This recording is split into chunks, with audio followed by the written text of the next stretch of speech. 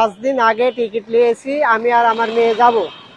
এখন আর দেখছি যে ধর্মঘট, এখন টিকিট চেঞ্জ করে ট্রেনে যাব, টিকিটের টাকা ব্যাক নেব। জাতিদের অসুবিধা করলে তো হবে না, জনগণ চাই সবকিছু মানে শান্তি শৃঙ্খলা যেটা ঠিক থাকে। আজকে হঠাৎ করে সকালবেলা কাউন্টারে এসে দেখি কাউন্টারটা বন্ধ, কিন্তু এইটার জন্য আমরা চরম দুর্ভোগে আছি, কারণ আমরা তো কোনো ইনফরমেশন পাচ্ছি না, এবং বাস কাউন্টার থেকে বা বাস কোম্পানি থেকে আমাদেরকে কোনো ইনফরমেশন আগে দেয়নি, এবং টিকিট ব্যাক দিবে এরকম কোনো কিছু বলে নেই। জাস্ট খালি বাস কাউন্টারটা বন্ধ এবং তাদের ফোন নাম্বারটা বন্ধ। এটা প্রচন্ড যাত্রী হ্যারাসমেন্ট।